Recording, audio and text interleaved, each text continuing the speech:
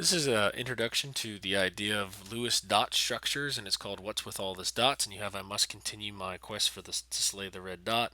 Lots of cats like to chase little red dots around. So it says I think that there's a little bit of sizzling here. Honestly, I can feel the ions flying back and forth. That's a quote by Regis Philbin. So we're going to talk a little bit about electrons and ions kind of flying back and forth. So the first thing is we want you to be able to demonstrate ionic bonding using Lewis dot structures. And you also should be able to demonstrate covalent bonding using Lewis dot structures and Lewis covalent structures as well. So the first thing is the octet rule. Okay, atoms are stable when they have filled valence electrons. So what we say is we say that everything is going to be stable when it has 8 electrons in its outermost level. And the reason why we say that is when it has 8 electrons in its outermost shell, that puts it in group 18. It fills the s orbital 1 and 2 and the p orbital 3, 13, 14, 15, 16, 17, and 18. So as a result, whenever it satisfies the octet rule, it is in what we call the noble gas stage. So most atoms want to be in the noble gas state, so they are satisfied when they have 8 electrons that surround them.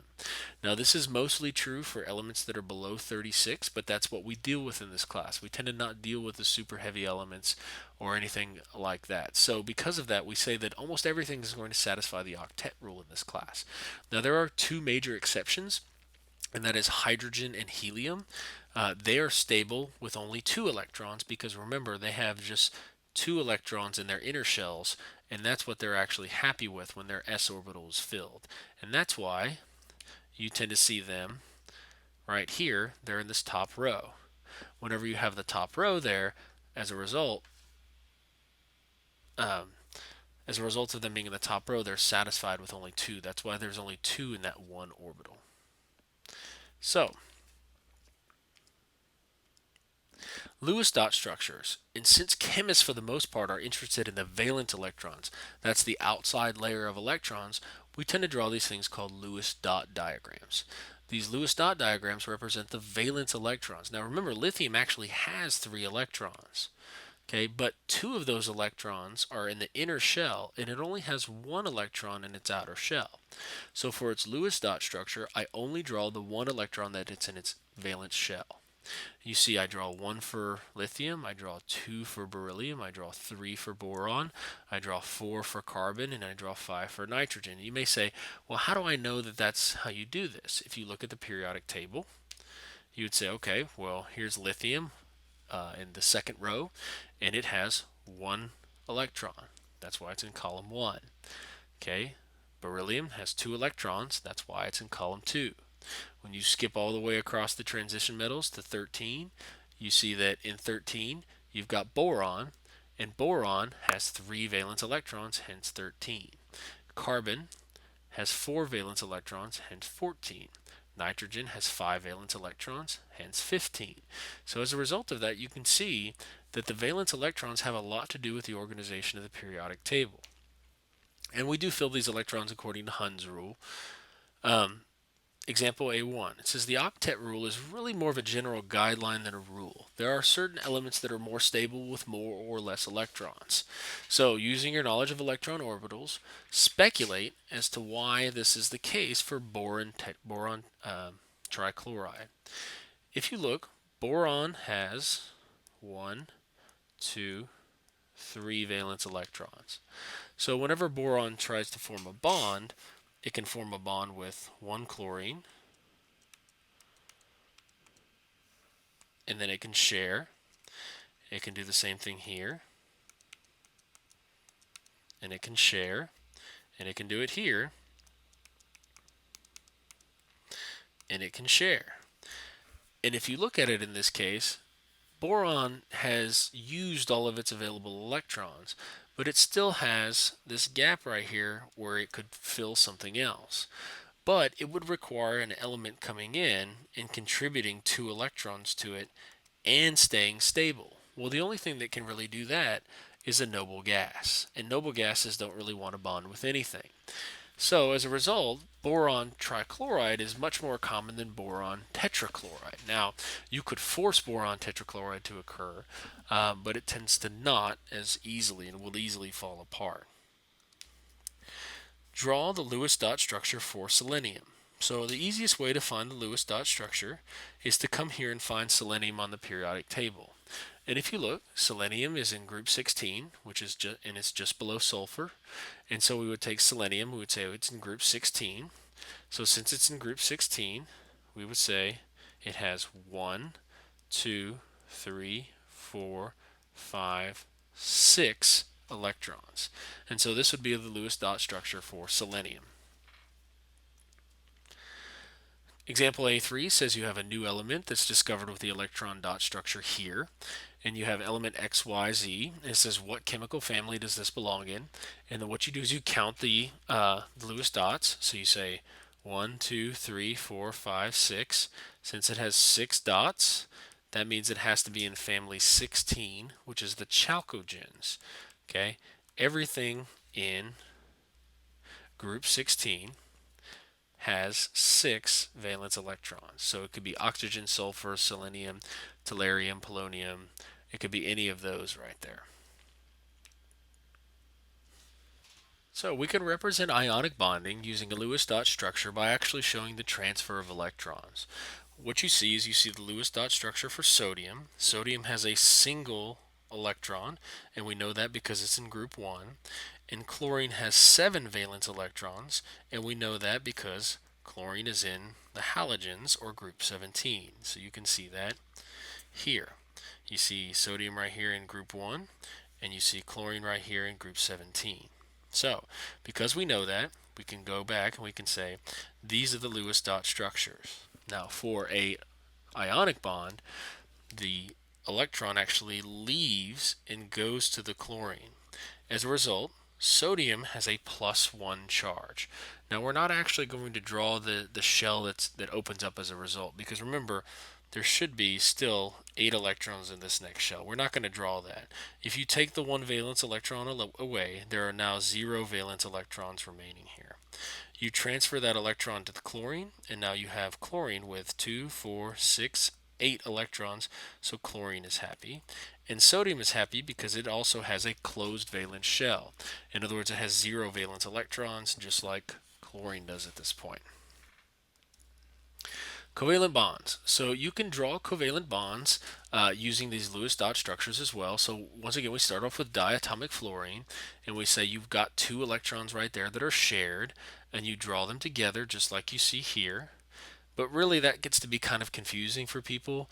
They say, okay, these dots, what do they actually belong to? So instead we represent shared electrons by a line right here, which we call the covalent bond. So the covalent bond takes the place of the shared electrons, and it represents 2 electrons that are between them. Now, the problem is that there are certain situations in which you need more than 1 electron in order to satisfy the octet rule. And one of those is when you have the molecule C2H2. So, if you were to draw it, you have carbon, which has 1, 2, 3, 4, carbon, which has 1, 2, 3, 4, and hydrogen, which has 1, and hydrogen, which has 1. Well, it's pretty easy to bond up the carbons and the hydrogens, and you say those are represented by a line. The problem becomes when you look at the rest of them. This carbon has 3 remaining electrons, and it thinks it has 5. It thinks it has these 2, and it thinks it has these 3, so it's 3 electrons short. This carbon is in the same boat. It thinks it has these 2, and it thinks it has these 3, so as a result, it thinks it has 5 electrons. By each carbon atom sharing all 3 of its electrons, okay, each carbon now thinks that it has 8 electrons. If you look on the actual dot structure here, this carbon thinks it has these 8 electrons. Okay, this carbon thinks it has these 8 electrons.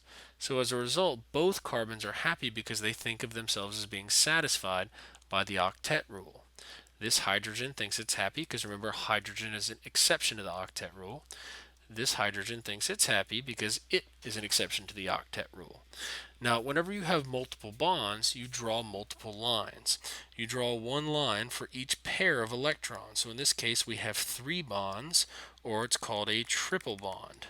Okay, the triple bond, or any sort of multiple bond, a double bond, a triple bond, the usual suspects tend to be carbon, nitrogen, and oxygen. Those tend to be the things that form um, more than one bond, either a double or a triple bond. Now, just coincidentally, these are the main components, not so coincidentally, these are the main components of life: carbon, nitrogen, and oxygen, because of their versatility. So, you have this right here. If you were trying to figure out how to do the connectivity of carbon dioxide, remember carbon dioxide is CO2. The first thing you do is you pick a central atom. Now, you tend to pick a central atom based on what there's only one of. That's kind of the easiest way to do it, but it is more of an art than any sort of hard and fast rules. So the first thing that you do is you pick a central atom. I pick carbon, and then I put oxygens on either side. Then what I need to do is I need to count the total number of valence electrons available. And how I can know that is I look once again at the Lewis dot structures or the periodic table. If you were to look at the periodic table, remember carbon's in 14. Okay, so you have carbon right here in group 14, and that means it has 4 valence electrons. Oxygen's in group 16, which means it has 6 valence electrons. So as a result, you get these things right here: oxygen, oxygen, carbon, and you have 16 total electrons. Okay, so we have 16 electrons to make each one of these elements satisfy the octet rule. So the first thing we want to do is we want to bond all of the elements. They're all connected to each other somehow. So what I do is I draw a bond connecting carbon and oxygen, and remember, those represent 2 electrons each. So as a result, I subtract 4 electrons from the total, and I have 12 electrons remaining to try and satisfy the octet rule. Now what I need to do is I need to count how many electrons are required to satisfy the octet rule. Okay, this first oxygen thinks it has 2 electrons and it needs 6 more. This oxygen thinks it has 6 electrons and it needs 6 more. And this one, this is a mistake, this carbon right here thinks it has 4 electrons, and so it would need 4 more electrons.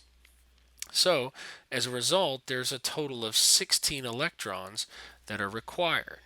If you've got a problem, if you've got 16 electrons that you need, and you only have 12 electrons that are actually there. So what we do is we then go ahead and we say, all right, if I need 16 electrons and I only have 12, what I want to do is I want to add a double bond. So I add a second bond between this carbon and this oxygen. I have no idea if that's the one that actually occurs. I just kind of take a look at it. There's no way of knowing which one is which. So now what I do is I subtract 2 electrons from my total. Okay, I had 12 electrons available. I used 2 of them. I now have 10 electrons available. Okay, I look at it again and I say, okay, this oxygen still needs 4. This oxygen still needs 6. And this carbon still needs 2. So if you look, I now have 12 electrons. Okay, those 12 electrons are needed. I only have 10, so that doesn't work. So what I need to do is I need to add another double bond. Okay, change colors just to represent the next one. So I add another double bond. Okay, when I add that second double bond, we'll go ahead and erase these. When I add that second double bond, what you get is this oxygen now thinks that it needs 4 electrons. This oxygen now thinks that it needs 4 electrons. This carbon is good. It thinks that it has 8 electrons already. Now, we added another double bond, so we have to subtract 2 more electrons. And so I have 8 electrons available, and I need 8 electrons. So this is something that requires practice more than anything else when trying to find double bonds. So this is what we talked about. We saw that we had an electron deficit. We repeated our process, and then finally we say, okay, we have 8 electrons, we needed 8 electrons, so we can go ahead and fill them in and say, okay, this right here is the structure of carbon dioxide. It's a carbon with 2 double bonds, each 2 double bonds, 1 double bond to oxygen and 1 double bond to oxygen. You have an example here. It says the compound CH2 cannot be formed by stable covalent bonds. Explain why not and justify your answer using the clear method. So the first thing we want to do is we want to look at the Lewis dot structures. So we say C, and then we have hydrogen, which has 1, and hydrogen, which has 1. So the first thing you need to say is, okay, I'm going to draw my bonds. So I'm going to have hydrogen, carbon, hydrogen. Okay, I had 1, 2, 3, 4, 5, 6 electrons available. Okay, I have 6 electrons available, and I used 4 of them. Okay, so I have 2 electrons left that I can use. So now let's look at the stability of each. This one right here, this hydrogen is good. It thinks it has 2 electrons. This hydrogen is good. It thinks it has 2 electrons. But when I look at the carbon thinks that it has 4 electrons. Now carbon wants 8 electrons. And as a result, it needs more electrons. But I only have 2 electrons to give it. Okay, if I give it 2 electrons, I'm going to be too short. And so people say, okay, at this point, you do a double bond. You'd say, okay, why put a double bond here? Well, if I put a double bond here, number one, that's not going to work. And the reason why it's not going to work is because hydrogen cannot have 4 electrons. That can't work. Okay, this other hydrogen cannot have 4 electrons, so that's not going to work.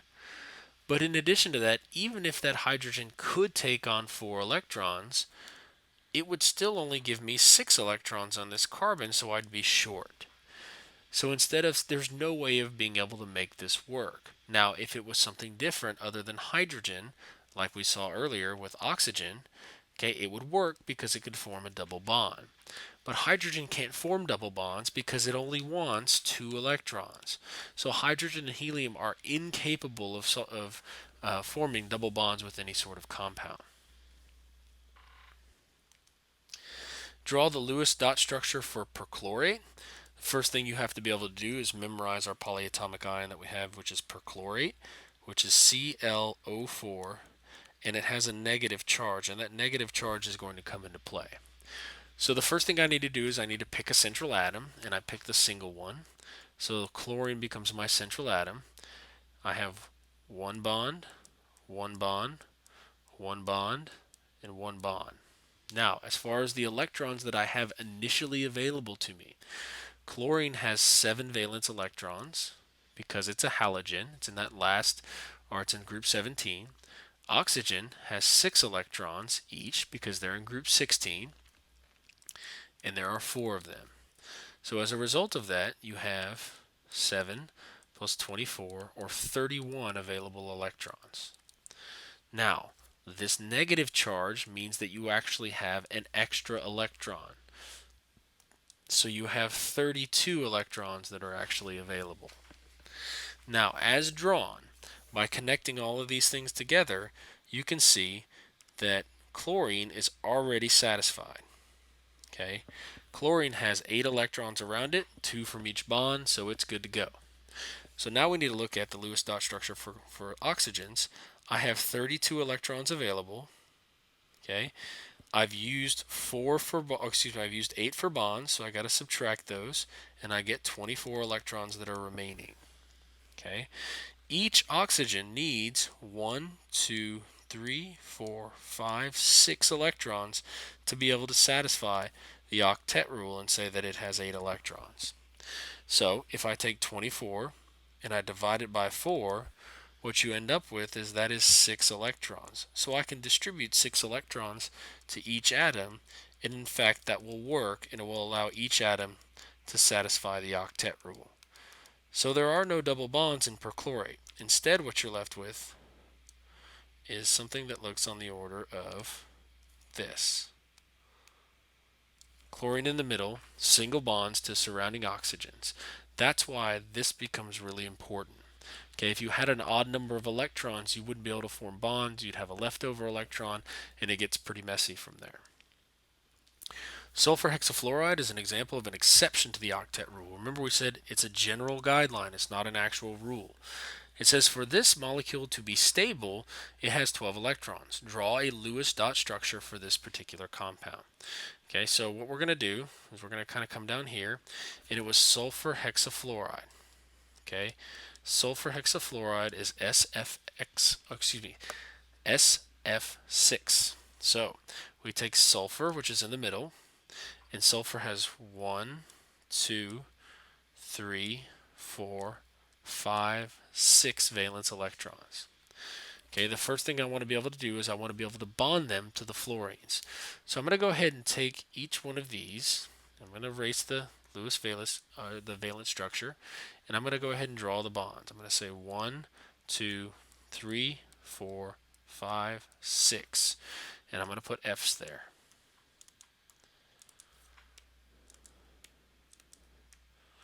Okay, sulfur had 6 electrons. Fluorine brings 7 electrons, and there are 6 of them. So I have 42 electrons from fluorine plus the 6 from sulfur, or 48 total electrons. Now, by making the bonds with the fluorine, I've used up 2, 4, 6, 8, 10, 12 electrons. So I've used 12 electrons, and that leaves me with 36 electrons left. Each fluorine needs 6 more electrons. You need to be able to say 1, 2, 3, 4, 5, 6 to make fluorine satisfied. So if you divide each one by 6, you're given that there are 6 combinations that you can do, and there are 6 fluorines. So I'm good by just filling in the rest of the electrons, which can be kind of tedious for sulfur hexafluoride. The larger the molecules, the more tedious the Lewis dot structures can be.